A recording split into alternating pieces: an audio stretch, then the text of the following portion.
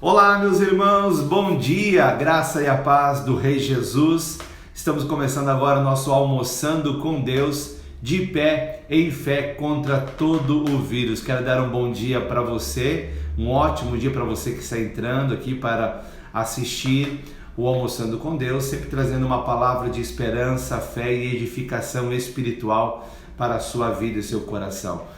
Quero dar um bom dia a todos vocês que já entraram aqui, estão entrando, o Vitorino, a Cris, a Maiara e o pastor Julinho, o Cadorim, JC Cadorim, o Marcelinho, a minha esposa, a Rosane, o Cristiano, a Aline também está lá com certeza, seu Chico, a Rosane, Deus abençoe Cleia, Deus abençoe todos vocês que estão entrando aí, sejam bem-vindos a mais um Almoçando com Deus diariamente aqui, às 11h30, trazendo uma palavra de esperança, vida, fé ao seu coração.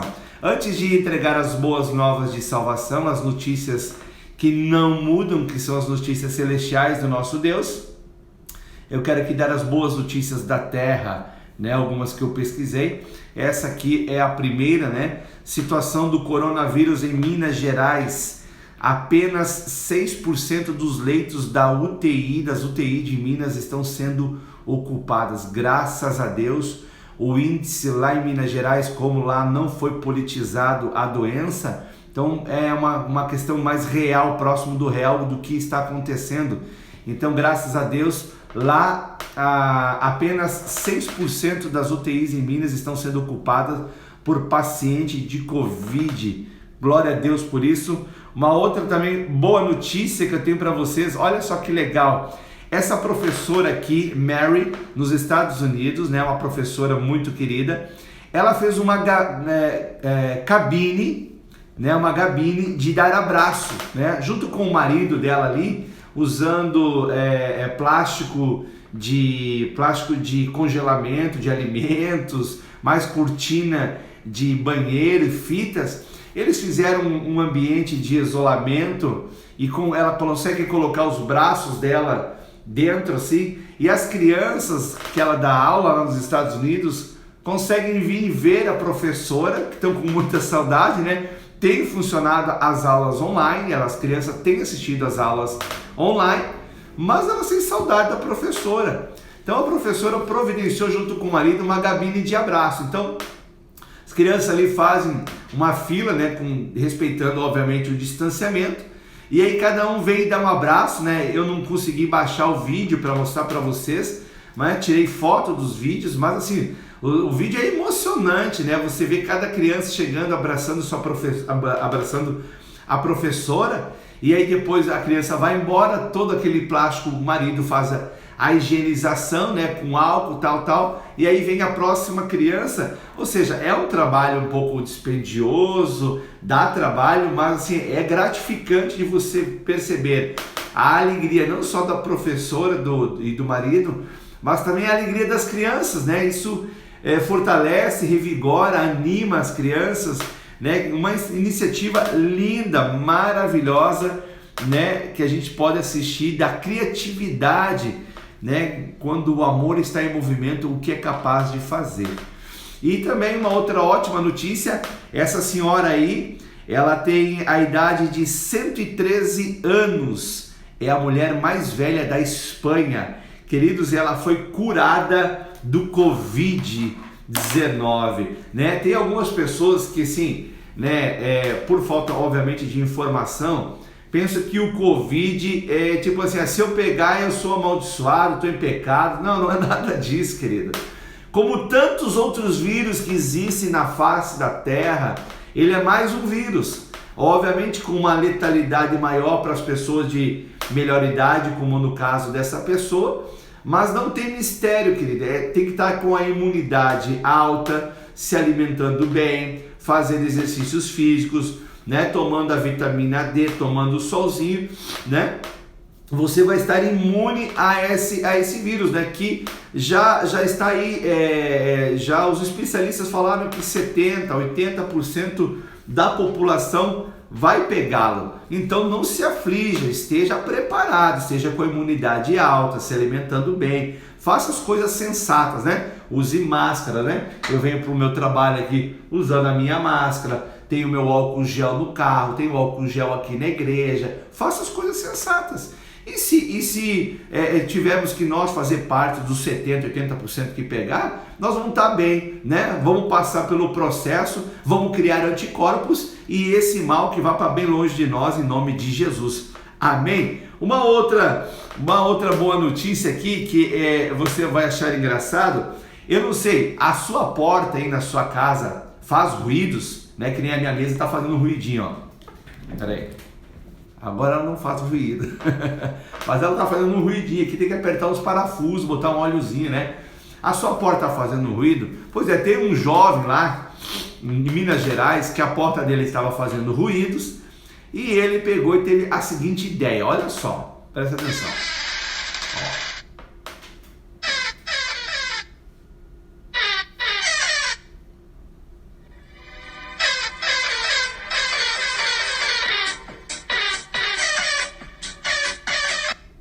Ele aproveitou e já fez uma música, né? Essa tocada aí nos memes aí da internet aí, daqueles cidadãos lá carregando aquele caixão. Vê se é tempo de fazer um meme com caixão, mas olha, essa internet, eu vou te contar uma coisa, pelo menos nos faz ter, né, dar umas risadas nesse tempo que está sendo um tempo um tanto quanto diferente de passarmos, né?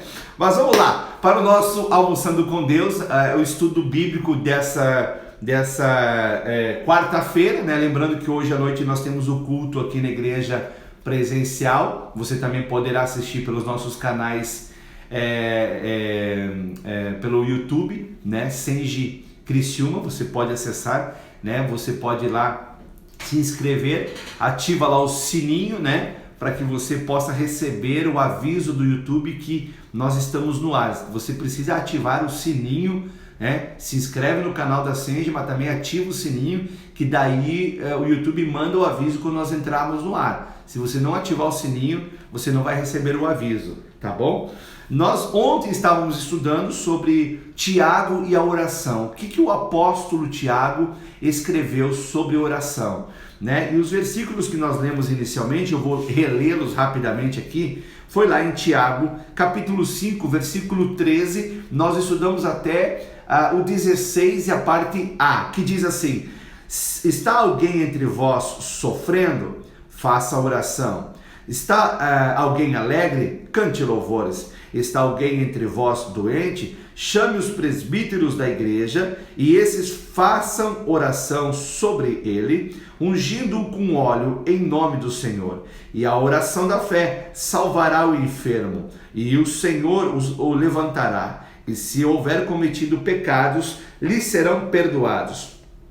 Confessai, pois, os vossos pecados uns aos outros, e orais uns pelos outros, para serem curados. Até aqui, ontem nós conversamos, nós trouxemos à luz aquilo que o Espírito de Deus estava nos ensinando através da vida do Tiago a respeito da oração, a oração da fé, né? Diferenças entre está alguém sofrendo, está alguém doente, né? E como nos portarmos biblicamente, né? Nós estamos aqui, né, como servos de Deus, querendo obedecer a Bíblia para que o Senhor faça a sua obra da maneira como Ele deseja. Então nós estamos trazendo aqui o estudo, as impressões bíblicas. Agora nós vamos tocar para frente aqui do versículo 16, parte B, até o versículo 18, que diz assim: muito pode, por sua eficácia, a súplica do justo. Elias era homem semelhante a nós, sujeito aos mesmos sentimentos, e orou com instância para que não chovesse sobre a terra. E, por 3 anos e 6 meses, não choveu. E orou de novo, e o céu deu chuva, e a terra fez germinar os seus frutos. É interessante que o apóstolo Tiago, ao estar trazendo explicações, orientações, né, pelo Espírito de Deus, sobre oração, sobre quem está enfermo, sobre quem está sofrendo, né? Também ele traz a orientação: quem está alegre, cante. E para a conclusão da explicação da oração que ele estava dando ali, ele traz a figura do profeta Elias, né? Um dos profetas mais considerados do Velho Testamento, né? Tido como o mais poderoso em obras. Eliseu fez mais, Deus usou, né? Vamos usar aqui as coisas corretas, né? Para que a gente não pense que é o homem. Deus usou o profeta Eliseu para fazer mais milagres que usou a Elias. Mas Elias ainda é considerado, vamos dizer assim, o profeta com maior expressão pela maneira como ele se portava. Era um homem intrépido, era um homem ousado, era um homem que não deixava o nome de Deus ser envergonhado, né? E desafiou lá os profetas de Baal, né? Desafiou a Jezabel e o rei Acabe. Então, por tudo isso e muito mais, o profeta Elias, ele é considerado, né, o profeta, assim, entre os profetas do Velho Testamento, o mais alto profeta, digamos assim, né, de maior expressão, por causa de sua coragem e ousadia, né, nem é tanto por causa dos feitos, mas por causa da sua ousadia. E, obviamente, os feitos acompanharam a sua ousadia. E o apóstolo Tiago, ele traz a figura aqui de Elias. É interessante, né? Eu fiz aqui algumas anotações, né? Elias, ele traz, olha, Elias era homem semelhante a nós. Você pode dizer assim, poxa, mas Elias era um profeta. Alguém pode dizer, né? Pá, pastor, mas Elias era um profeta, né? Mas, querido, Deus não ouve a oração somente de um profeta, né? Deus ouve, acima de tudo, as nossas orações, porque somos filhos de Deus. É essa compreensão que nós devemos ter. Não é porque é um profeta, é um pastor, é um apóstolo, é um mestre, é um evangelista, que Deus vai pegar a oração daquele ali e dizer assim, não, peraí, primeiro eu vou ouvir essa oração. Chegou depois, mas vai tomar frente, vamos dizer assim, numa fila, se é que existe fila, né? Mas para que nós tenhamos entendimento aqui, não, querido, Deus ouve as nossas orações de igual sorte. Tanto é que o próprio apóstolo Tiago, ele escreve assim, ó, Elias era homem, né? Você aí é homem, você aí é mulher, pois é, Elias é homem semelhante a nós, sujeito aos mesmos sentimentos, sujeito às mesmas fraquezas, sujeito às mesmas lutas, sujeito às mesmas situações, né? Nós nesse tempo, ele fora em outro tempo, mas era uma pessoa semelhante a nós. E ele orou com instância, ele orou com perseverança, e Deus ouviu a sua oração. Então Deus não ouve mais prontamente a oração de um profeta do que as petições de um cristão. Não, ele ouve de igual sorte, ele ouve da mesma maneira. Sabe, querido, não é outra compreensão que nós temos que ter, é que não somos nós que oramos, quando nós oramos, somos nós que fazemos a obra. Não, nós oramos. Quem faz a obra, quem libera o poder, as coisas como elas acontecem, é Deus. E é importante nós termos esse nível de compreensão. Nós temos que entender, né? Nós temos que entender o mais rápido possível isto, né? Que não sou eu e não é você quem faz a obra. Quem faz a obra é Deus.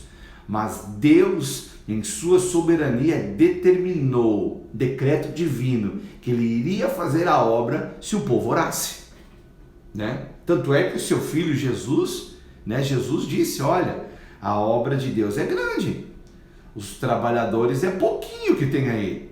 Então, se vocês querem que a obra de Deus tenha qualidade, né? Qualidade, quantidade, ela venha sobressair, vocês, Jesus está dizendo para nós, discípulos, filhos, vocês têm que orar ao Senhor da Seara para que envie trabalhadores. Olha só que lindo isso, que Deus, na sua soberania, decidiu que tem uma pedra ali que ele não vai carregar, que é nós que temos que carregar. Então, nós devemos fazer a nossa parte e seguramente Deus fará a parte dele, né? Diz assim o versículo, né? Muito pode, por sua eficácia, a súplica do justo. A versão amplificada diz assim: a oração intensa, na versão amplificada, a oração intensa. O que é a oração intensa?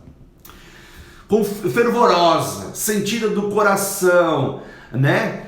Rasga a alma, coloca um ímpeto, né? Coloca toda a sua força, não só natural, mas toda a sua gana de aquilo ali. Você está falando com Deus, você está colocando a intensidade do seu ser, né? Que tem conexão com o que Jesus disse, que nós devemos servir ao Senhor, adorar ao Senhor, amar o Senhor de toda a nossa força, entendimento, né? De toda a nossa alma, de tudo.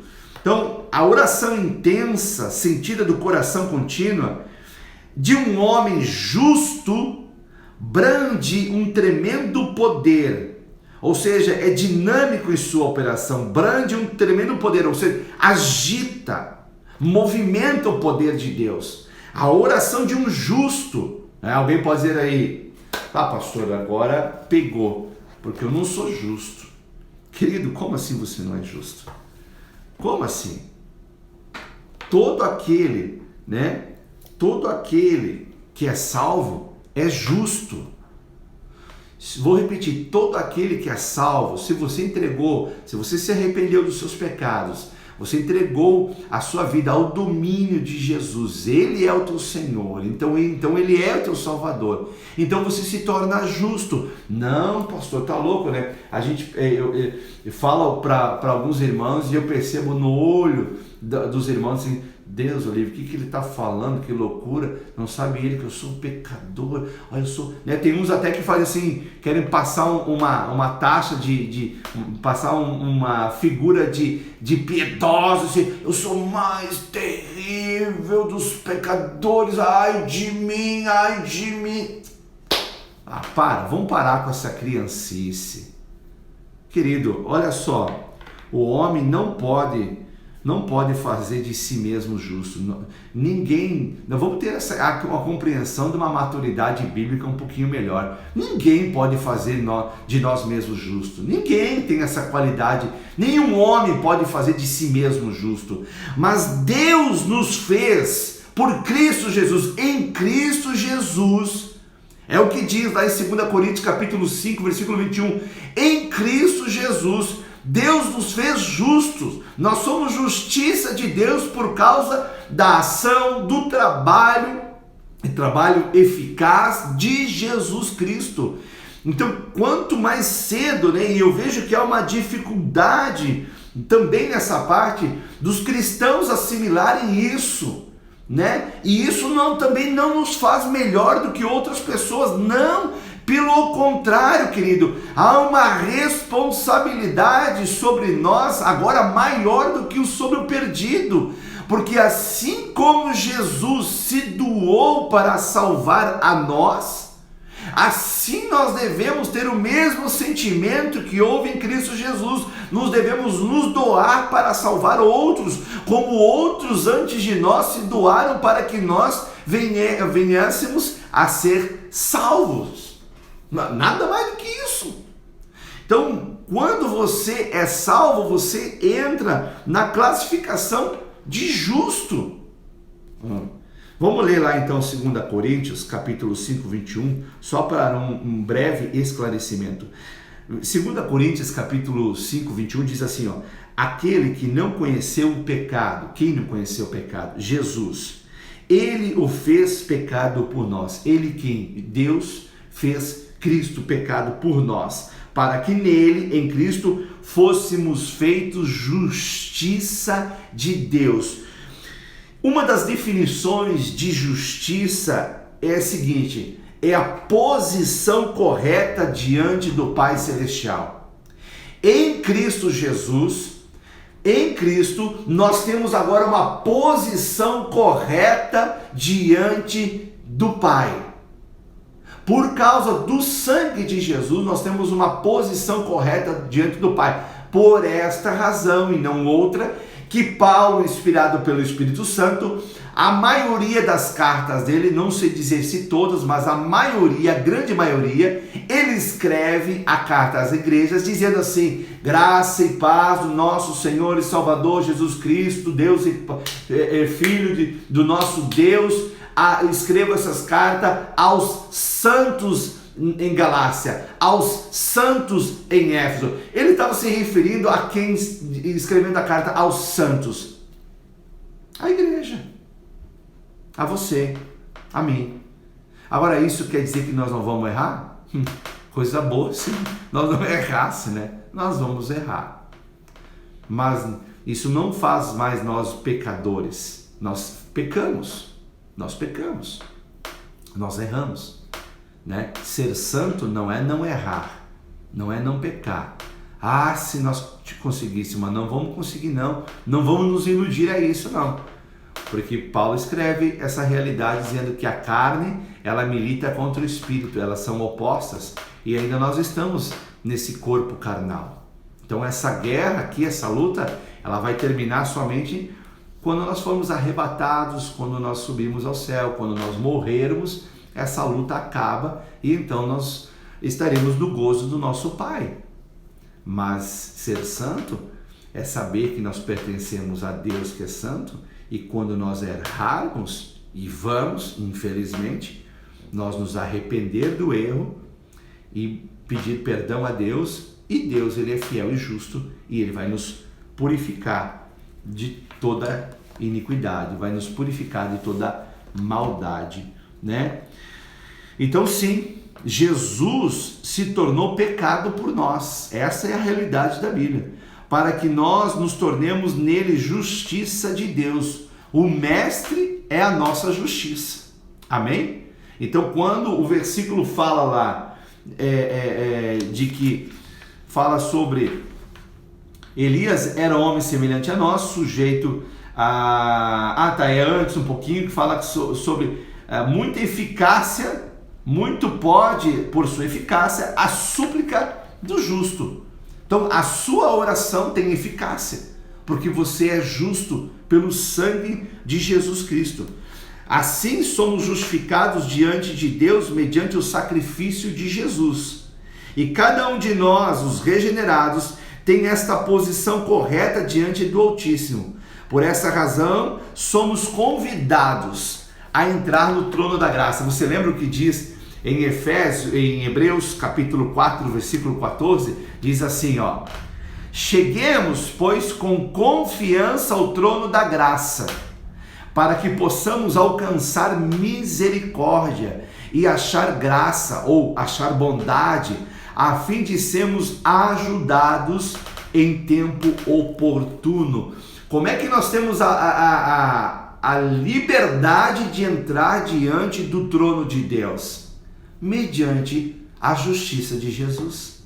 Então, por favor, nunca mais diga assim: eu sou um pecador. Não, você agora é um justo de Deus, né? Mas você tem que vigiar, porque um justo recebeu a mente de Cristo. E quem tem a mente de Cristo, vigia para não errar, né? Guardei a tua palavra no meu coração para não pecar contra você, contra o Senhor. Em outras palavras, Elias estava sujeito às mesmas fraquezas que nós, querido. Quando fala o versículo lá, Elias é um homem semelhante a nós, né? É um homem com semelhante aos mesmos sentimentos, ou seja, ele tinha as mesmas fraquezas, as mesmas falhas, né? Os mesmos erros, também tinha os seus fracassos. Tu acha que Elias não fracassou em circunstâncias da vida dele? É óbvio que também, assim como eu fracassei já em muitas coisas, você teve os seus fracassos, né? E aí nós pegamos as experiências desses fracassos, aprendemos com ele, e aí nós obtemos vitórias maiores. Graças a Deus, meus irmãos, que as nossas vitórias elas são maiores que os nossos fracassos, senão nós estávamos pegos, não é verdade? Nossas vitórias sempre serão maiores do que os nossos fracassos. Mas os fracassos não podem te paralisar, não podem te congelar no ambiente de medo. Não, você aprende com as derrotas, você aprende com situações, né? Quantas foram as vezes que eu orei ao Senhor e ao invés de aguardar o Senhor me dar a resposta, eu queria fazer aquilo que eu queria. O que acontecia? Dava errado. Simples assim. E eu entendo que por causa da oração que eu fiz ao Senhor, mesmo não esperando a resposta de Deus, e deu errado, mas eu entendo que pela oração ainda, Deus foi misericordioso de não permitir que eu sofresse um dano maior. O dano poderia ter sido muito maior, mas eu compreendo que a sua misericórdia, sua graça me alcançou no ponto que não permitiu que o dano...